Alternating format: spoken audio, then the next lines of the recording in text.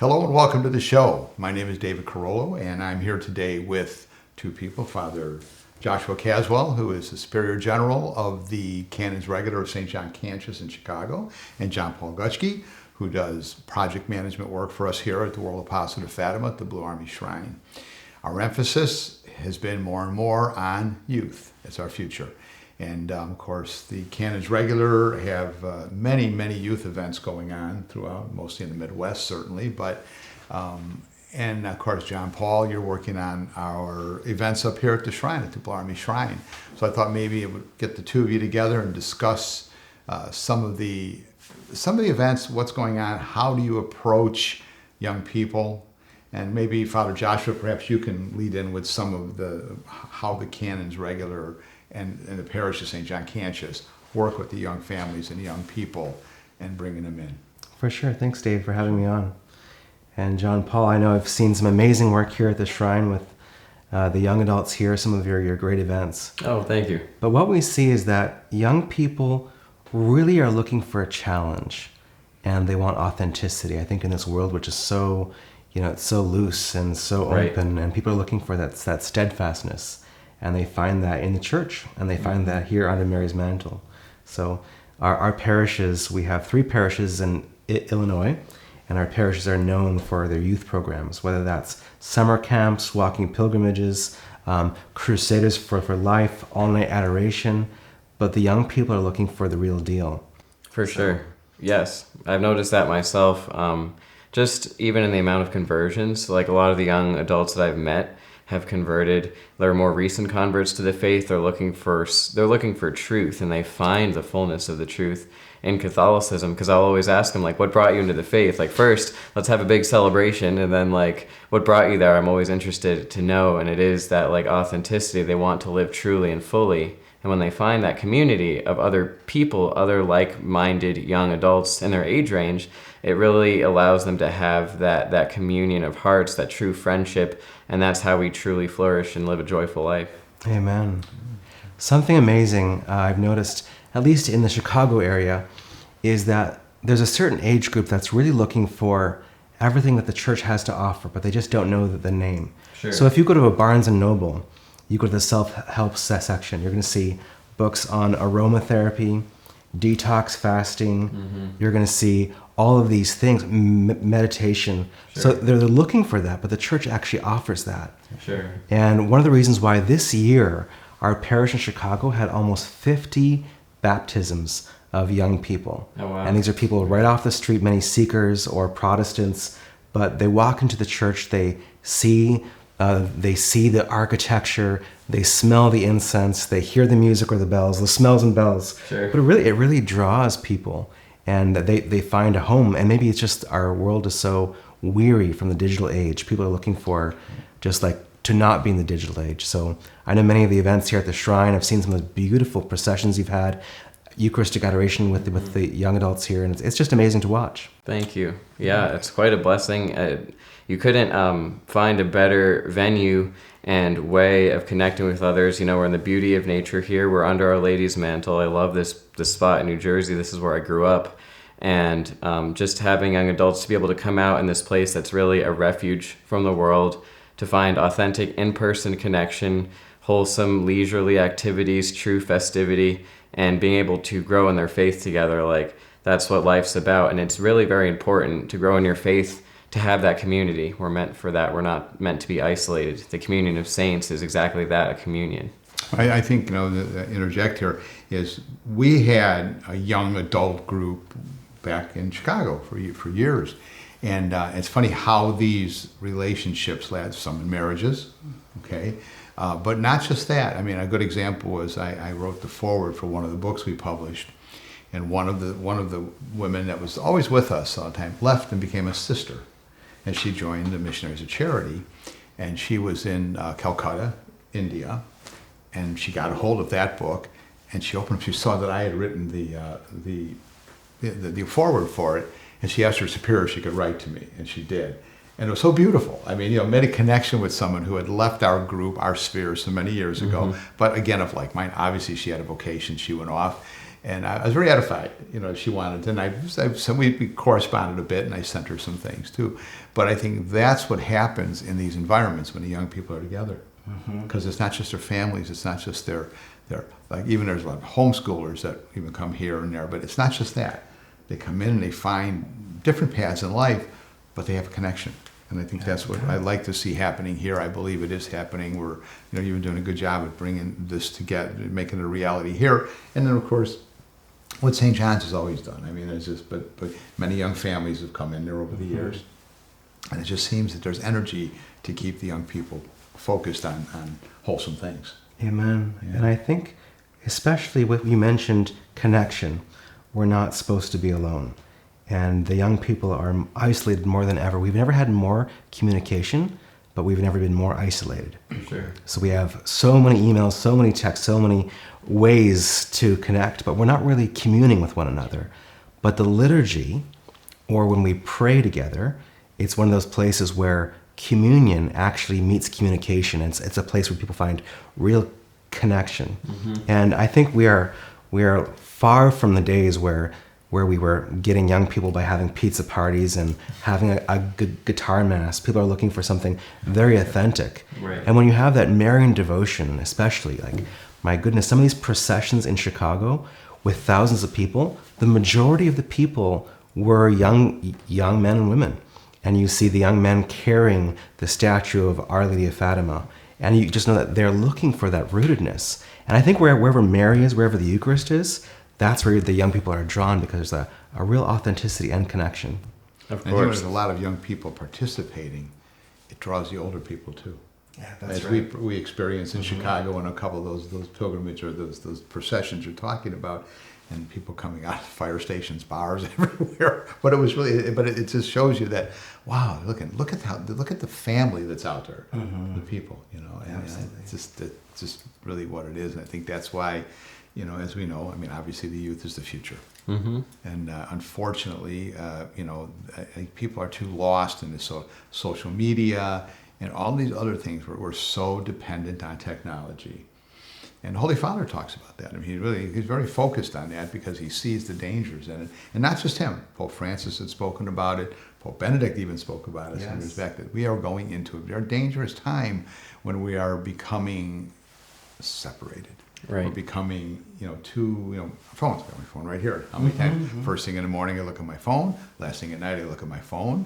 Yeah, something has to do with business and some is necessary, but it's, then you notice and you find something that's entertaining you and, oh, wow, that's interesting, and you get lost in it. Yep. And you really do. And I think it's very important for younger people particularly to get, to focus on individuals, on friendship. For sure. Right.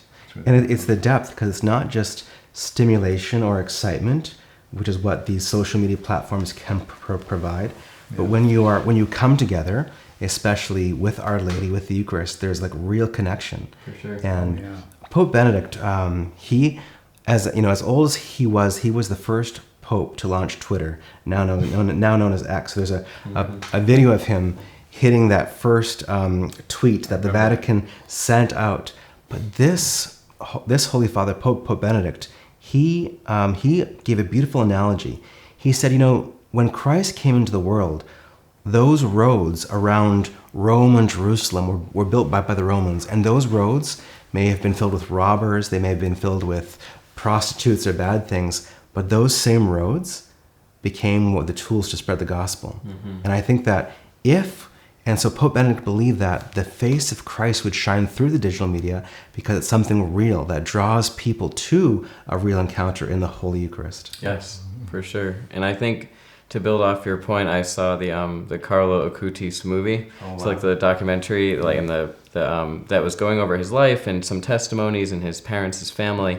I think there's a really beautiful point about how he is the perfect example of how to use digital content, the media, for good, because he created his website so that people could go there, become more in love with our Lord, understand the Holy Eucharist, and then this would inspire them to enter more deeply into real life. So social media and the internet and all of these different digital tools should be ways of helping us to connect with reality on a deeper level, because we live a very incarnational faith. Our Lord took on human flesh, and with the digital world, you can kind of become disembodied, but if it's used properly, it should lead us to embrace our life even more fully. Well, you had, as a young man, you had that website. That's right. I created a website when I was 12 years old. I was working on a website for 4 or 5 years in the middle of northern Canada, but it became the largest website dedicated to Mary in Canada. Oh, wow. That was ourladyweb.com. Nice. And that was after my own conversion, finding out who Mary was. They just wanted to share who she was with others. So we had the Hail Mary in all the different languages. We had a lot of beautiful discussion board. But that was a long time ago now. Well, good for you. That's pretty exciting stuff. Exciting. Yeah. Something that really beautiful that I've seen on our social media platforms is that the algorithm, for instance, on Instagram or these other platforms, it tends to, liturgical or beautiful content like a monstrance tends to rise up to the surface. So for example, if you use the right hashtags like Chicago, West Town, and you click those hashtags, you're going to see pictures of lattes and vintage haircuts and everything else. But all of a sudden, out of nowhere, you're going to see a beautiful mass or a host being elevated. And those tend to rise up to the top. These days, those posts are soaring. People are looking for something real and something different. Right. That's awesome. Here we are. People are seeking God. That's what it's all about. It's inside of us. Right. And I think that really is, and you know, and they don't see enough of it. They don't see enough of it in the society, in the world. I've told this story a number of times, but it's so very true. I was in the Czech Republic one time. I had gone to Prague. I was going somewhere else there, and I had overnight. And I wanted to go see the Church of the Infant Jesus of Prague. So I went over to, I'd never been there. I went to the desk and I asked the woman, very nicely, probably maybe 40 years old. I asked her, she goes, oh, and I can tell you everything. She told me where it was, how to get there. And she told me that she grew up there. Of course, it was communist, atheist. There was, churches were closed when she was growing up. This goes back 20, maybe 15, 20 years ago that this occurred with me. So she was probably, came of age when the communists were still there. And she said a previous guest had asked about it. She knew nothing about the church, so she looked it up and she gave them the directions. Then she went over. She said, it's my favorite place in the city, she said. She never had any faith. But again, people are seeking God. And when that was there, it just grabbed her when she went in. So it's content. It's what we have out there. I mean, there is social media, there is television, there's so many things. And I grew up with television too. So, it's maybe the previous generation that had the little radio they would listen to in the living room, my mother's generation, father's generation. But now you're inundated. They truly are. And I'm inundated. I mean, I'm older. And it's there in front of you. And it's so distracting. I actually went to a point where I had to change my computer because it would come on with MSN or one of them, and all these things are in front of me. Oh my God, and something's going to grab your interest. You're going to click on it. No, now I forget what I even went on there to get. Okay, So I got rid of that. I got my screen. I put this other search engine up there, and I can go to the other one if I want to, but I don't want to. And I feel much better. I don't get distracted all the time. And it's just not all distraction is bad. There are good things you see too. But the point is, our minds are like drawn to stuff. And I think the more interaction in what you're doing, and St. John's has always done great work with the youth. Oh, thank you. And of course, we love it. And, you see our kids at the March for Life in Washington, D.C. We joined it. We were there. We came from here and met them. Beautiful energy. And I think when the youth learn the discipline in the sacred liturgy, then they know when it's appropriate to really provide that energy. When the Mass is holy and sacred, then when you're in a March for Life or you're on a walking pilgrimage or in a boys' camp, there's a real time to be authentically yourself. And that is the goal, is that we want people to be themselves. And when you realize, like, the Catholic Church leads us there. And you realize who you are, who you actually are. When you get involved, my God, I am made for this. Right. Okay, this isn't just something that's being presented to me and an option in life. No, this is where I'm supposed to be. Exactly. And we have to remember, nobody's off limits. No. My favorite paragraph in the Catechism, number 27, it says, the desire for God is written on the human heart. Yeah. So people desire that. You don't need to water down God. You don't need to water down the faith. You present the truth, and people are going to be drawn to it. Right. They will be. They really will be. Yeah. No, I've seen it over the years in this position, And, not just people. And people that come here even, I can't tell you the number of times I've been pulled aside by somebody who showed up here and say, God, this is so beautiful. My goodness. Well, some man just the other day, he took my hand, I was going to squeeze the blood out of it. He just couldn't let go. He was just shaky. He was just so positively affected by what was going on here. I said, well, I'm just so happy that you are, because then we're doing our job. I have to commend you for a boomer. I'm a boomer, it's true. You surround yourself with some really talented young people, and that's very evident in your media prep presentations. And that's well, thank you. I try to. John Paul is one of them. We have others, Matthew, and we have younger people, a younger perspective, because if the actuary tables prove right, I'm going to be gone long before you, right? So you got to leave it with some of you. I mean, we've known you since you were 17 years old. Right? Yes. Okay. Young man came to seeking a vocation. And I believe that that's how you stay young. I have a wife that's 11 years younger than me, so that's hard, but she's not that much younger. But it is really it's important to maybe not our generation, but a little bit older. They tend to focus on what was put in front of them, and they don't think. You got to kind of. I think right now you look at our government. And this is not a political statement, but it's a fact. You've got a president who's 79 years old, and a vice president who's half his age. He's 41 maybe now, to J.D. Vance. And I love the interaction. I love the difference that's there. You can see, generational interaction. He was smart enough powerful. to bring in a young perspective, Sure. which I really applaud. I mean, love or hate the guy, that's not what this is about. It's not a political statement, but it's a factual statement. Mm-hmm. And I think, we have so many people in political life. We have so many people even in religious life where, much older. Okay. That's why I'm very encouraged by, even though he's my age, the Holy Father, but he's active. I mean, he truly, I saw him, when I saw him walk from St. John Lateran up to St. Mary Major carrying the monstrance, that's over a mile, okay? Now, he's close to 70 years old, and but he's an active guy, very, has always been, which in athletic and that, which is wonderful. And it reminded me of when I was younger, when John Paul II came on the scene. This 58-year-old Pole who just took the world by storm. Okay, he was full of energy, he was full of life, he was full of commitment, and others have had commitment. Don't get me wrong. Pope Benedict, God bless him. Pope Francis, God bless him. But this is I think a younger man. I feel that at least in his mind he seems to be, and I hope physically. I hope that he keeps his health and everything to do that, because he's portraying something. And you answer this for me because you're more in that age group. Does it inspire you more? Oh yeah. To see a younger action, again, he's not that much younger than. No, but he's definitely bringing a youthfulness and a verve and an energy into the church. Well, and it was amazing. John Paul II, his love for young people, even when he was at the end of his life, when he was old and frail, he still was the Pope of the young people. They still had that. They had that connection to him. Gee, what's his name? John Paul. That's right. Where did it come from? Right. Right. Inspired a lot of people. I think we're going to see that with Pope Leo, though, and I think we can take our cues from him. How is he reaching out to the young people? Yeah. But he's doing it with authenticity, right? He is an authenticity.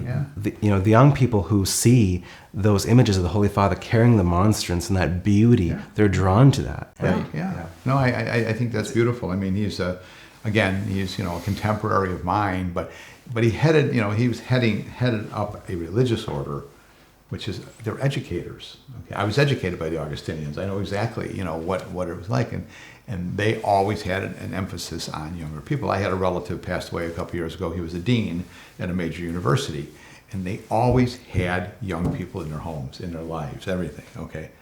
Because that's who they dealt with on a daily basis, and I think it kept them young, or keeps your perspective. Although young people have to also respect the wisdom of age. Okay, it's a blend. What it truly has to be. I could give you all the mistakes I made in my life and say avoid this, this, and this, or these are my successes. Go to these, and we all make our own way, obviously, and we're all going to sort our way through life. But that's very important. So. Yeah, as a fellow boomer to the Holy Father, I'm very proud of him. Yeah.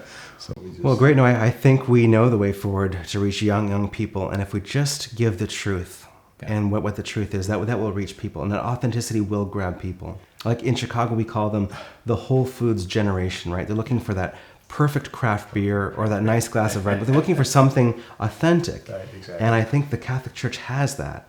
Truth. Exactly. And I'll tell you who put that very well, and of course you can relate because you were ordained by him, Cardinal George. Cardinal And I remember when Francis Cardinal George. George, I went to Rome as part of the pallium ceremony when he received the pallium as the Archbishop of Chicago. That was 1997. And I've known him a little bit, of course, you're always on a trip like that. But I love when he first went to Holy Name Cathedral and he came walking in. And one of the, you got to love some of these news people. They can stick their feet in their mouth so quickly. And somebody stuck a microphone in front of him because he was replacing Cardinal Bernardine, who was more, I guess, progressive liberal. And he goes, "Are you liberal or are you conservative, Archbishop?" He looks at him. He goes, "The truth is neither liberal or conservative. That's right. The truth is the truth." That's Okay. right. And then he walked over to the tabernacle and knelt down. Yeah. That was like a real statement of that was Cardinal George. I mean, I'll really remember that, forever about him. And that's a very good point, because Cardinal George said something which was so good, because there's this sense that we have to be welcoming and welcome everything into the church. But when you welcome everything, you have nothing. Mm-hmm. So Cardinal Francis George said, everyone's welcome in the church, but not on their terms, but on Christ's terms. And that's the truth that is attractive. So. It is. It's the truth we have, and I think I'm very excited about the future. Mm-hmm. I don't know how much more time I have on this earth. None of us do, but I just think that I hope that I and all of you too feel that you want to leave it better than you found it. Of course. I really believe Very that. true. And your order is so diverse. Obviously, I've been part of it from the very beginning, and with Father Phillips and with and the others, and the younger guys have come in. Of course, yourself. I would look at you as one of the young guys. Now you've been superior for how long? 5 years. 5 years, yeah. But I think of Father El Tremeri, Oh yeah. 93 years old, my dear friend. I mean, I've known him for many, many years. One of our great priests, but seeing how our younger brothers take care of him. Yeah. And that's a witness. That is a witness. And speaking of witness, I remember what Pope Benedict said. It's often quoted, but he said, the only apology or the only defense for Christianity comes down to two arguments. He says, the light of the saints or the beauty of the faith. Okay. And it comes to how we treat each other, how the light is shining out of us, or the beauty of the church that Mother Church has formed within our womb. And that's the way forward with young people. Oh yeah. So I say the future's bright. Mm-hmm. Okay. You guys got to make it brighter. Keep working on it as a priest, as a layman. But I think very much, we all are part of Communion of Saints. We're all part of the church. And that's who we are. We are the church. The church is not the buildings. The buildings are beautiful, obviously. They need repair a lot of times, I'll tell you that. Yeah, and the church is not even the cardinal and the bishops or the priests. Right. It's the faithful. That's right, exactly. And the faith will continue after these buildings are long gone. Okay. They're going to disappear. So anyway, thank you for all you're doing, for taking some time to talk here. And of course, please subscribe to these podcasts. We try to bring you timely things regarding the faith and regarding our mission. Thank you, and God bless you.